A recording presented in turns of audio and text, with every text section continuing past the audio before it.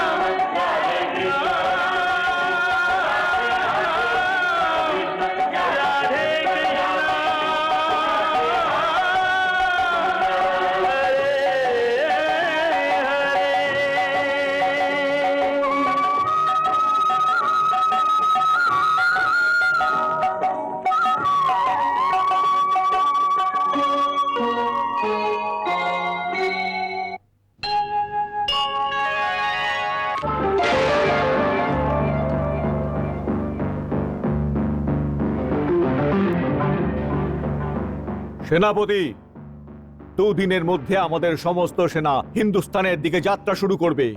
আপনার কথা সত্যি হয়েছে প্রভু, সত্যি হয়েছে। কাল যেমন মথুরাকে আক্রমণ করার জন্য নিজের সৈন্য নিয়ে বেরিয়ে পড়েছে। এই কালিয়াবানকে কে মারবে, তুমি না আমি? আমাদের দুজনের মধ্যে কেউই ওকে মারতে পারবে না। কেন মারতে পারবো না? আমি তো আপনাকে বলেছিলাম না যে ওকে কোনো অস্ত্র বা শস্ত্র দিয়ে মারা সম্ভব নয়, না আপনার এই লাঙ্গল দিয়ে, না আমার এই সুদর্শন চক্র দিয়ে।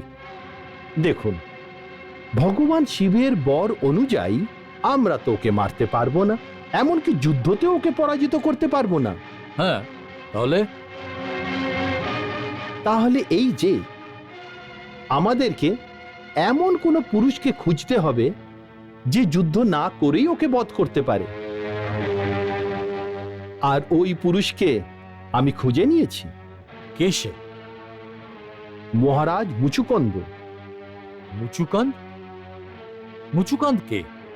কোনো এক সময় যখন দেবাসুর সংগ্রামে দেবতারা হেরে যাচ্ছিলেন, তখন দেবরাজ ইন্দ্র দেখলেন যে সেই সময় পৃথিবীতে যে ইক্ষ্বাকু বংশের একটি রাজা ছিল, মহারাজ মুচুকন্দ। উনি পরম প্রতাপী এবং পরম বলশালী রাজা ছিলেন। সেই জন্যই ওই রাজাই পৃথিবীতে চক্রবর্তী সম্রাট হয়ে গেছিলেন। যখন ইন্দ্রদেব ওনার কাছে সাহায্য চান, তখন ওই মহাপ্রতাপী রাজা ইন্দ্রের প্রার্থনাকে স্বীকার করে ওই যুদ্ধতে দেবতাদের দিক দিয়ে যুদ্ধ করলেন। মহারাজ মুচুকন্দ ওই সংগ্রামে অসুরদের সাথে ভয়ঙ্কর যুদ্ধ করলেন।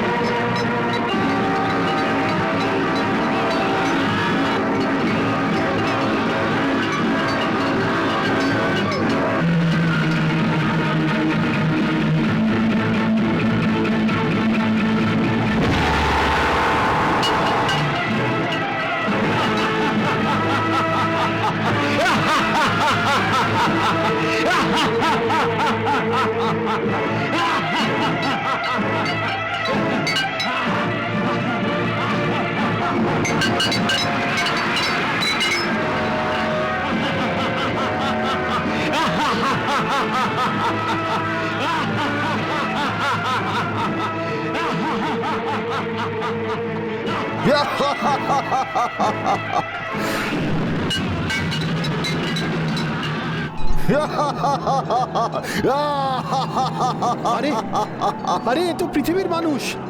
আরে হ্যাঁ, আর এত বড় বীর।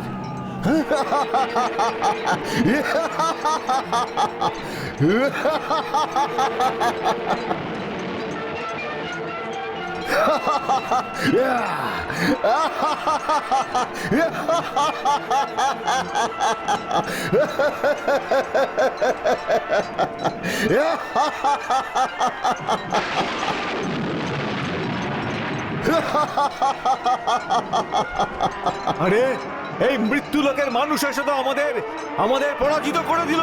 হায়!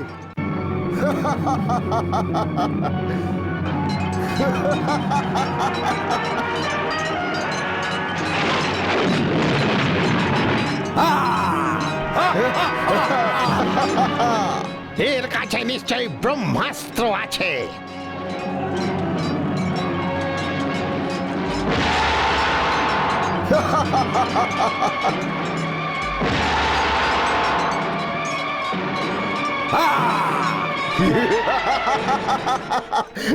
আমাদের ছাদে চলে আসা স্বর্গ এ আমাদের থেকে পুনরায় ছিনিয়ে নিল। এই!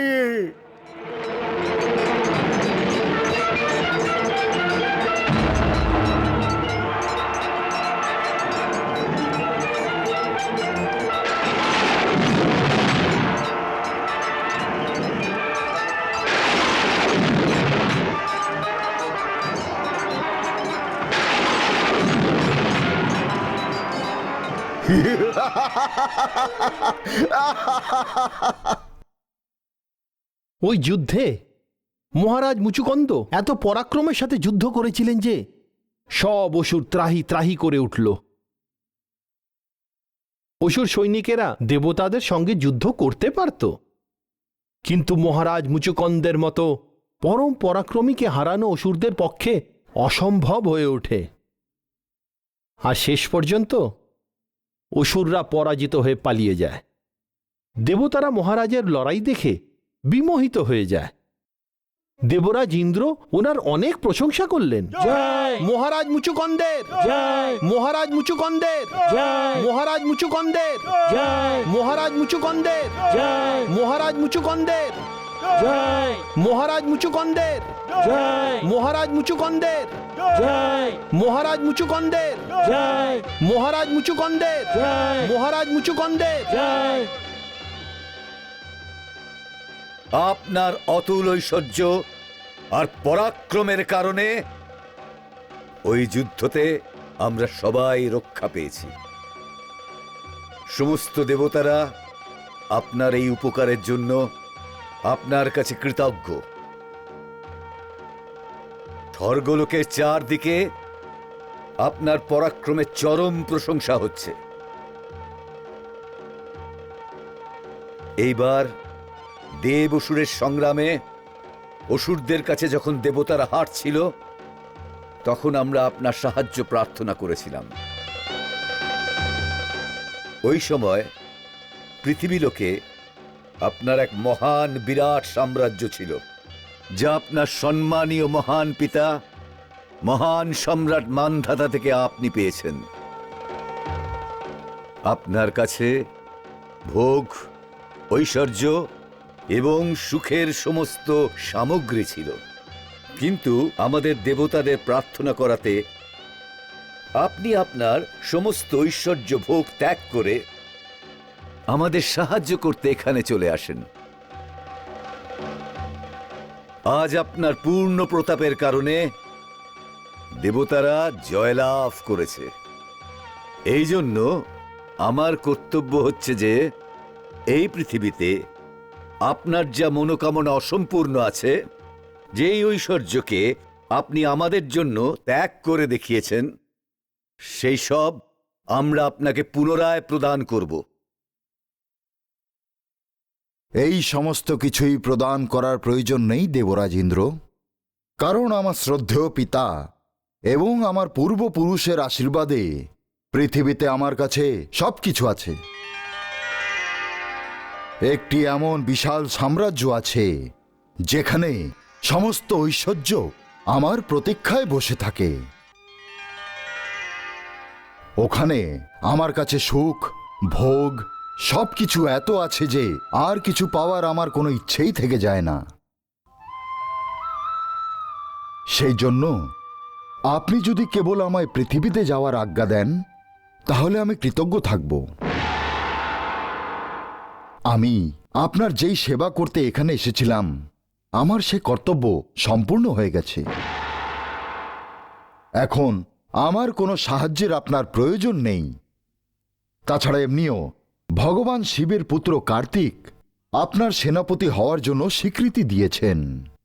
সেজন্যই এখন আপনার ভবিষ্যৎ সুরক্ষিত হয়ে গেছে। সুতরাং এখন আমি আমার লোকে ফিরে যাওয়ার জন্য অনুমতি চাইছি, যেখানে আমার প্রজারা, আমার রানীরা আর আমার পুত্র আমার ফিরে আসার অপেক্ষায় বসে আছে।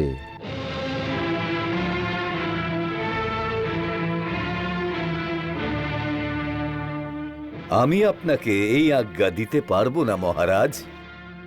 দিতে পারবেন না? কেন দিতে পারবেন না? আমার সেবায় কোনো ত্রুটি থেকে গেছে দেবরাজ? না না, আমি আপনার সেবাতে অত্যন্ত প্রসন্ন হয়েছি। কিন্তু কিন্তু কি?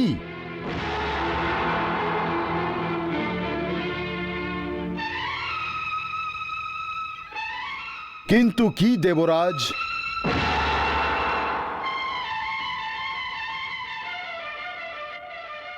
কিন্তু কি দেবরাজ?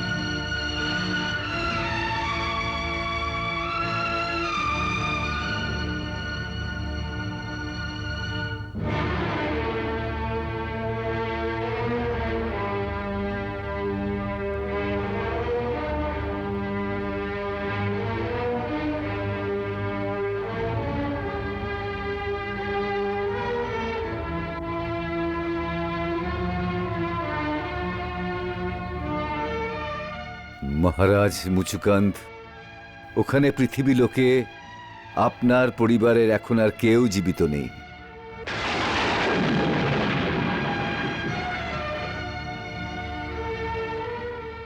ওখানে আমার আর কেউ নেই? এটা কি বলছেন আপনি? কোন শত্রু কি আমার রাজ্যকে ধ্বংস করে দিয়েছে? না সম্রাট মুচকান্ত, এমনটি কিছুই হয়নি। শুধু কালের গতির জন্য এরকম হয়েছে। কালের গতি? আমি কিছুই বুঝলাম না দেবরাজ। আপনি কালের গতি জানেন না মহারাজ। আপনার মৃত্যুলোকে আর আমাদের স্বর্গলোকে সময়ের গতি আলাদা আলাদা হয়। পৃথিবীর বুকে সময়ের গতি অনেক তীব্র। সেই জন্য আপনি যতদিন পর্যন্ত প্রায় 1 বছর আমাদের কাছে ছিলেন, ততদিনে এই লোকেতে যেন একটি যুগ পার হয়ে গেছে। এত সময় অতিবাহিত হয়ে গেছে যে এখন ওখানে আপনার পুত্র আর বেঁচে নেই, না মহারানী, না প্রজা।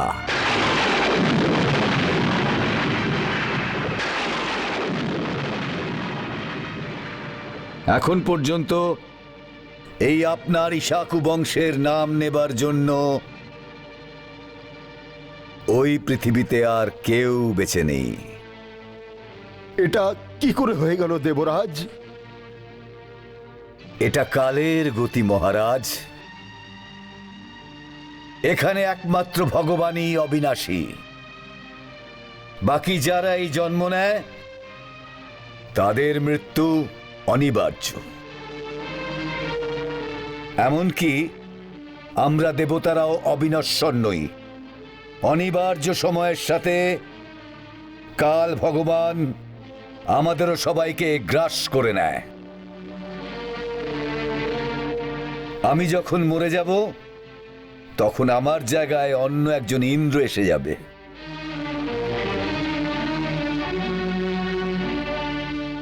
সেই জন্যই আমি আপনাকে প্রার্থনা করছি যে যারা জীবিত নেই ওদের চিন্তা ছাড়ুন।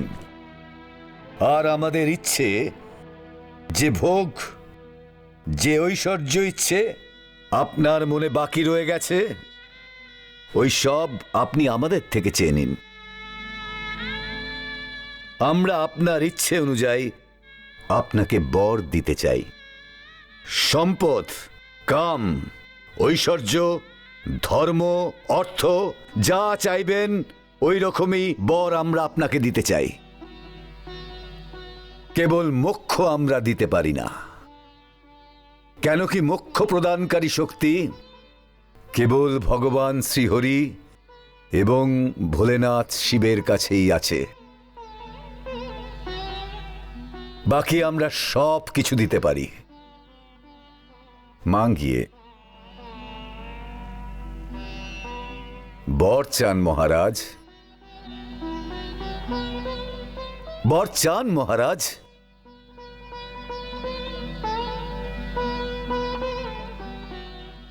হে দেবতাদের রাজা, যখন নিজের আর কেউ বেঁচে নেই তখন ভোগ আর ঐশ্বর্যের আনন্দ আমি একা কি করে বহন করব?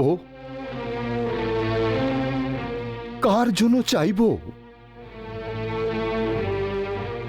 আপনার কথা শুনে এখন আর কোনো ইচ্ছেই বাকি রইল না। আর মুক্তি আপনি দিতে পারবেন না। সেজন্যই আমার তো চাওয়ার আর কিছুই নেই। হে মহাত্মা, আপনি যে দেবতাদের উপর এত বড় উপকার করলেন, সেই ঋণ শোধ করার জন্য আপনি অবশ্যই একটা বর চান। যেমনটি দেবতাদের দর্শন যেন নিষ্ফল না হয়, এই জন্য আমাদের মর্যাদা রাখার জন্য যা চায় সেই বর চান।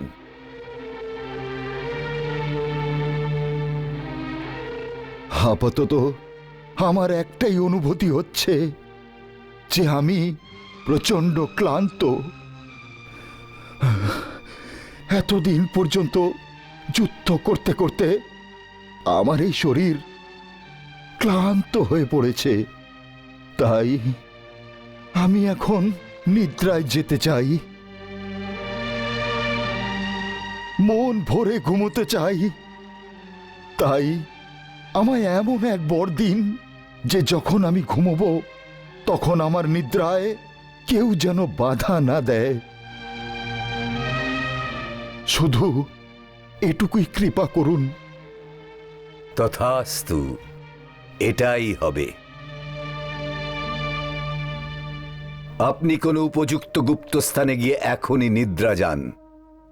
আমার বরদান হলো, যে কোনো প্রাণী আপনাকে নিদ্রা অবস্থা থেকে জাগালে ওর উপর আপনার দৃষ্টি পড়তেই সে সেই সময় ভস্ম হয়ে যাবে। তথাস্তু।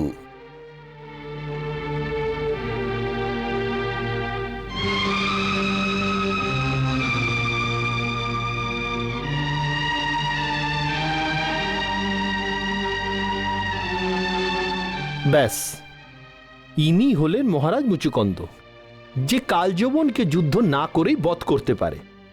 এখন আমার শুধু একটিই কাজ, যে কালযবনকে কোনোভাবে আমি ওর গুহাতে নিয়ে যাই। সুতরাং ওর জন্যে যেই যোজনা আমি বানিয়েছি ওটা তখনই সফল হতে পারে যখন তোমরা আমাকে ওর কাছে একলা আর নিঃশস্ত্র যেতে দেবে। একলা আর নিরস্ত্র? হ্যাঁ, নিঃশস্ত্র। কোনো অস্ত্র শস্ত্র না নিয়ে? হ্যাঁ, কোনো অস্ত্র শস্ত্র না নিয়ে। আর এমনিও আমাদের প্রভু ভগবান শঙ্কর ওনাকে যে বর দিয়ে রেখেছেন, তার কারণে কোনো অস্ত্র শস্ত্রের প্রয়োজনীয়তাই শেষ হয়ে যায়। একবার ওকে মথুরায় পৌঁছে যেতে দিন, তারপর দেখুন কি হয়।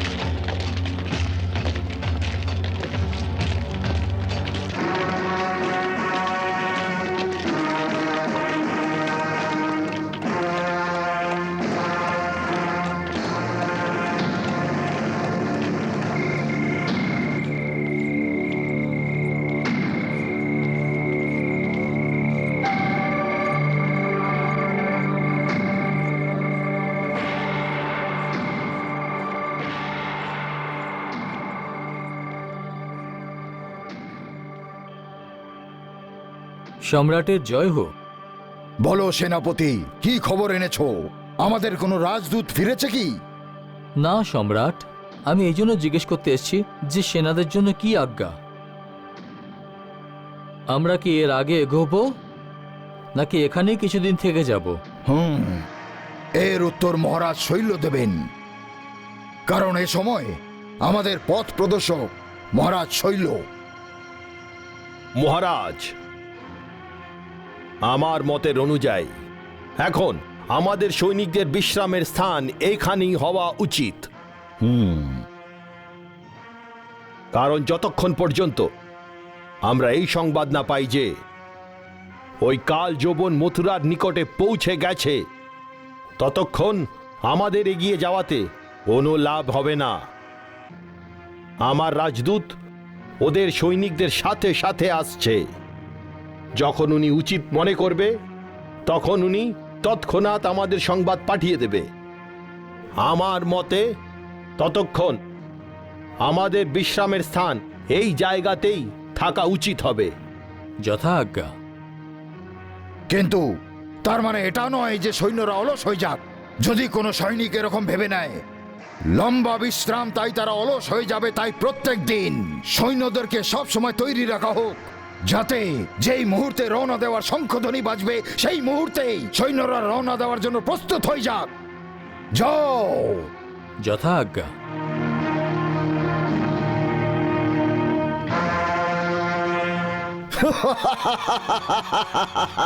মহারাজ শৈল, আমার মনে হয় আপনার পরিকল্পনা অবশ্যই সফল হবে। সবচেয়ে বড় সত্যি এটাই যে আপনি কাল যবনের মতন পরাক্রমী যোদ্ধাকে মথুরার ওপর আক্রমণ করার জন্য পাঠিয়ে দিয়েছেন। ওই কাল যবন, যার সামনে কৃষ্ণের সুদর্শন চক্র কিচ্ছু করতে পারবে না।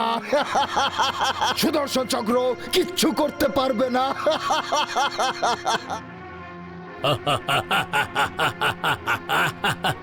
ওদের চক্র এবং নাগল ওইভাবেই পড়ে থাকবে। মহারাজ শৈল, আপনার বন্ধু কাল যবনকে বলবেন, যখন ও কৃষ্ণ এবং বলরামকে পরাজিত করে ফেলবে, তখন তাদের বধ না করে তাদেরকে বেঁধে আমার সামনে নিয়ে আসবে। আমি নিজের হাতে ওদের দুজনের মাথা কলম করতে চাই।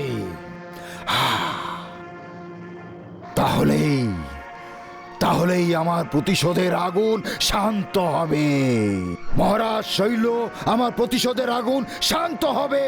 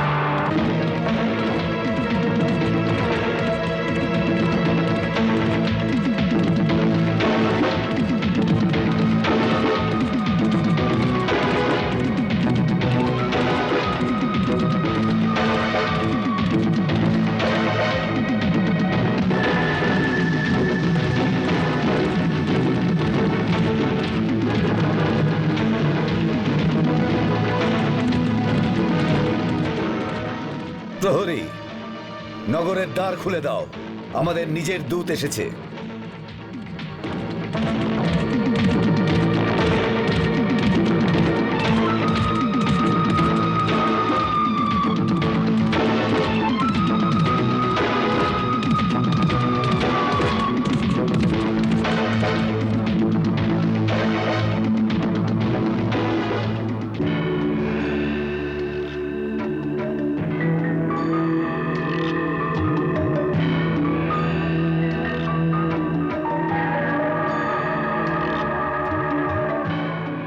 প্রণাম সেনাপতি। কি খবর নিয়ে এসেছো? কালিয়াবানের সেনা অনেক কাছে চলে এসছে। আমার অনুমান যে ওরা সূর্যোদয়ের আগেই মথুরা নগরীকে ঘিরে ফেলবে। আচ্ছা, বটে। কি বললে? সূর্য উদয়ের আগেই ওরা মথুরা ঘেরাও করে নেবে? হ্যাঁ প্রভু, ওদের সৈনিকরা অনেক তীব্র গতিতে চলছে। ভালো কথা, আসতে দাও। প্রভু, আপনি সেনাদের জন্য কোনো নির্দেশ দিলেন না? সমস্ত সৈনিকরা অস্ত্র নিয়ে তৈরি, শুধু আপনার আদেশের প্রতীক্ষায় যে কি করতে হবে। দেখুন অক্রুশ্রী, এটা আগে থেকেই ঠিক হয়ে গেছে যে কাল যবনের সাথে যুদ্ধ করতে আমি একাই যাব। সেই জন্য সৈনিকদের যুদ্ধের আজ্ঞা দেওয়া হবে না। হ্যাঁ, ওদের নগরের সুরক্ষার কাজ দিন। নগরের প্রত্যেকটা জায়গায় সৈনিকদের দল নিয়োগ করুন, যাতে শত্রু সৈনিকদের দেখে নগরের লোকের চিন্তা না হয়। লোকেদের যেন এমনটি মনে হয় নগরের সুরক্ষার জন্য সৈনিকরা উপস্থিত। ব্যাস, আপনি রাত্রে এইটুকুই কাজ করুন আর ভোরবেলা সূর্য উদয়ের জন্য প্রতীক্ষা করুন। তখন যা হবে দেখা যাবে।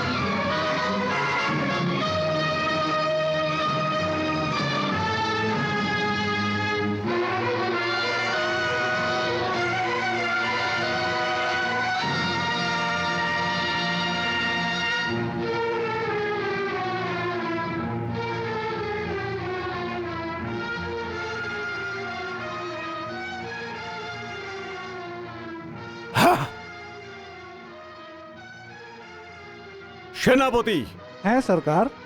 মথুরার রাজার নামে সংবাদ পাঠাও যে মলেশের রাজা কালজবান আপনার সাথে যুদ্ধ করার জন্য মথুরার সামনে দাঁড়িয়ে আছেন। আমার সম্পূর্ণ বিশ্বাস যে আপনি আপনার ক্ষত্রিয় ধর্মকে পালন করে আমাদের এই আহ্বানকে স্বীকার করে নিয়ে আমাদের আপনার সাথে যুদ্ধ করার আনন্দ প্রদান করবেন। এর প্রস্তুতি গ্রহণের জন্য আমি আপনাকে একদিন মাত্র সময় দিলাম। কাল সকাল পর্যন্ত যদি আপনি বাইরে এসে আমাদের সাথে যুদ্ধ না করেন, তাহলে আমরা এটা বুঝবো যে আপনি একজন কাপুরুষ ব্যক্তি, যুদ্ধ না করে হার স্বীকার করে নিয়েছেন। তখন আমাদের সৈনিকেরা নগরের প্রাচীর ভেঙে দিয়ে মথুরার মধ্যে প্রবেশ করবে, যাতে আপনাকে বন্দী বানিয়ে আমার সামনে উপস্থিত করা যায়। ওর এত ধৃষ্টতা!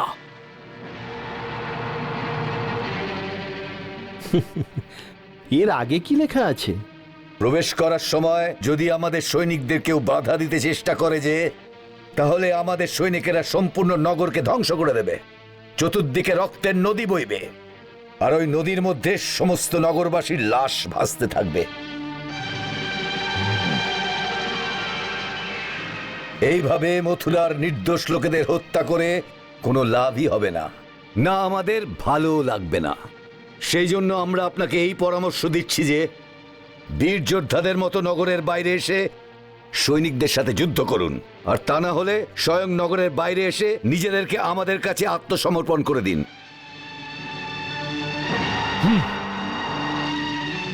আমরা বাকি লোকেদের ক্ষমা করে দেব। এখন সমাধান আপনার হাতে।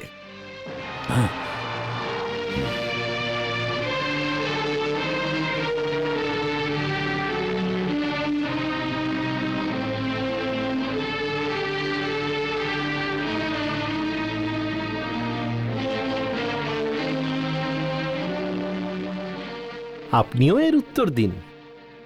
কি লিখব প্রভু? লিখুন যে আমরা আপনার বীরত্বপূর্ণ কথাতে আনন্দ অনুভব করছি। আপনি যুদ্ধের জন্য যে পরামর্শ দিয়েছেন, এই পরামর্শ আপনার মতন একটি বীর পুরুষই দিতে পারে। সেই জন্য আমরা আপনার এই বীর স্বভাবের প্রশংসা করছি এবং আমরা আপনার যুদ্ধের আহ্বানকে স্বীকার করছি। কিন্তু আমাদেরও একটি পরামর্শ আছে যে যখন লড়াই শুধু কালযবন আর কৃষ্ণের মধ্যে আছে, তখন ওর মধ্যে সৈনিকদের কি কোনো প্রয়োজন আছে? দুদিকের সৈনিকেরা তো নির্দোষ। লড়াই তো শুধু আপনার এবং আমার মধ্যে। তাহলে ওই নির্দোষ সৈনিকদের কেন লড়াই করতে দিই? লক্ষ লক্ষ নির্দোষ সৈনিক নিজেদের মধ্যে যুদ্ধ করে শুধুই মারা যাবে, যেখানে ওদের কোনো দোষ নেই। সুতরাং এইটাই ভালো হবে যে আপনি আর আমি নিজেদের মধ্যে লড়াই করে ঠিক করে নিই। কালযবন আর কৃষ্ণ শুধু দুজন প্রতিদ্বন্দ্বী, শুধু দুটো প্রতিদ্বন্দ্বী একলাই যুদ্ধ করবে।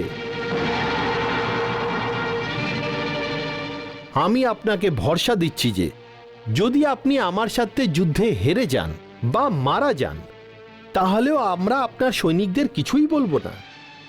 আমরা আপনার সৈনিকদের ক্ষমা করে ওদের নিজের দেশে ফিরে যাবার অনুমতি প্রদান করব। দারুণ! একেই বলা হয় বীর পুরুষ। এই কৃষ্ণ তো প্রকৃত অর্থেই একজন পরম বীর। নারদ সঠিক কথাই বলেছিল, এই পৃথিবীতে আমার সাথে যুদ্ধ করার ক্ষমতা শুধু কেবলমাত্র একজনেরই আছে, যার নাম হলো একমাত্র কৃষ্ণ। এ অবশ্যই সেই কৃষ্ণ। হা! ওই বীর পুরুষকে উত্তর লেখো যে আমি তার প্রস্তাব পুরোপুরি গ্রহণ করেছি। কালযবন আর কৃষ্ণ শুধু দুজন বীরের পারস্পরিক যুদ্ধেই এই দুই দেশের হার জিতের সিদ্ধান্ত হয়ে যাবে। কাল ভোরে সূর্যোদয়ের সময় মথুরা নগরের প্রবেশ পথের বাইরে আমি একাকী কৃষ্ণের জন্য প্রতীক্ষা করব।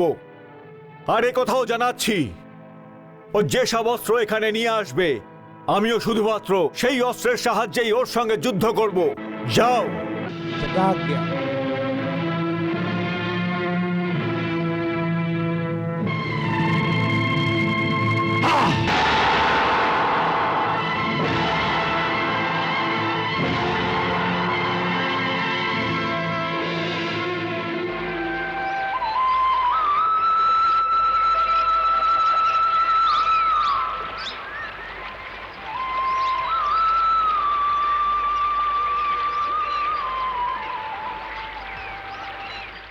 জপা কুসুম শঙ্কাশং কাশ্যপেয় মহাদ্বিতীম তমোরিম সর্ব পাপগ্ন প্রণতোস্মি দিবাকরং।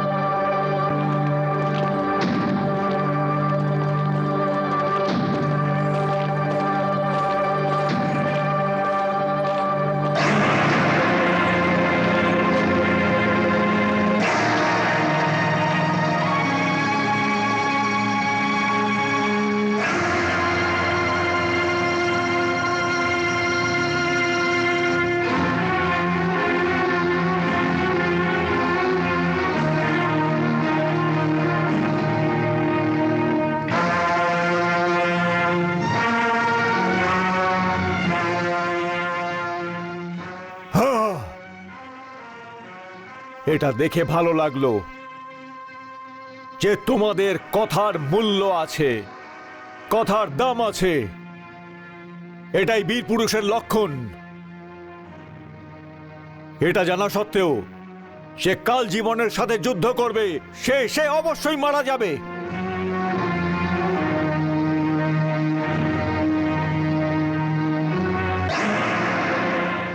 এত সবকিছু জানা সত্ত্বেও নিজের কথা রাখার জন্য এই যে তুমি এখানে আমার সাথে যুদ্ধ করতে একা চলে এসেছো, এর জন্য তোমাকে যুদ্ধে হত্যা করার আগে আমি তোমার এই বীরত্বের জন্য তোমাকে অন্তর থেকে প্রণাম জানাই।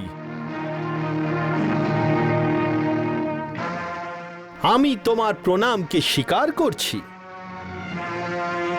কৃষ্ণ